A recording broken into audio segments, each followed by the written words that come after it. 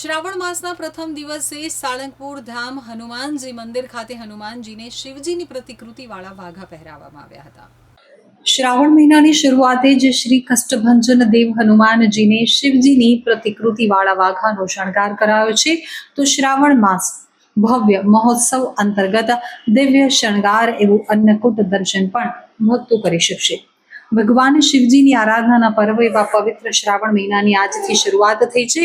ઠેર ઠેર શિવ ભક્તો શીશ ઝુકાવી અને શિવજીને પ્રસન્ન કરી રહ્યા છે।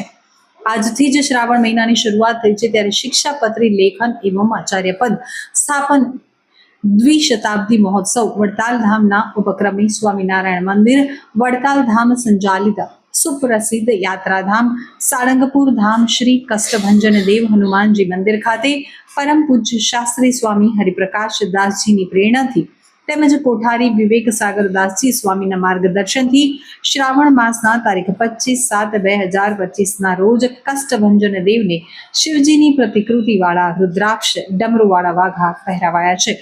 આજે સવારે શણગાર આરતી પૂજારી સ્વામી દ્વારા કરવામાં આવી હતી તેમજ મંદિર પરિસરમાં યજ્ઞશાળામાં મારુતિ યજ્ઞનું આયોજન કરવામાં આવ્યું હતું। આ અનેરા દર્શનના લાભ અનેક ભક્તોએ પ્રત્યક્ષ તેમજ ઓનલાઈન લઈ ધન્યતા અનુભવી હતી।